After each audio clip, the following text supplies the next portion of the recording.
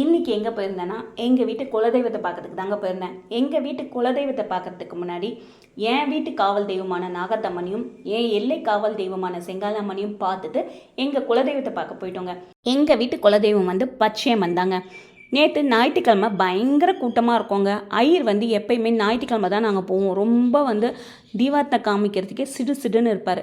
சரி இன்றைக்கி என் பொண்ணுக்கு லீவுன்னு சொன்னதுனால இன்றைக்கே கிளம்பியாச்சுங்க. இன்றைக்கும் ஐயர் சிடு சிடுன்னு தான் இருந்தார். ஆனால் காலியாக இருந்துச்சுங்க. அவருடைய தைப்பே அதுதான் போல இருக்குது. போனது நம்ம சாமியை பார்க்க. அவர் எப்படி இருந்தால் என்னங்க, சாமி கும்பிட்டுட்டு அதுக்கப்புறம் நாங்கள் போன இடம் எதுன்னு பார்த்தீங்கன்னு வச்சுக்கோங்களேன், ட்ரெஸ்ஸு தாங்க எடுக்க போயிருந்தோம். என் பொண்ணு காலேஜுக்கு ஆன்லைன்லேயே ஆர்டர் பண்ணிடுறாங்க. அது 2-3 வாட்ச்க்கு அப்புறம் கொஞ்சம் டல்லாகவே போயிடுதுங்க. அதனால் அவங்களுக்கு பிடிச்ச மாதிரி அவங்கள கூப்பிட்டு போய் நேர்லேயே எடுத்து கொடுத்தாச்சுங்க.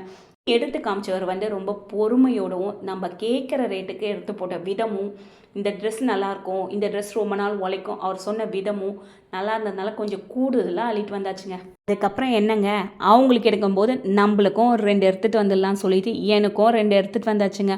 அதுக்கப்புறம் ஹோட்டலில் சாப்பிட்டு இன்றைக்கி பொழுது ஒரு நல்ல விதமாக போச்சுன்னு சொல்லலாம்.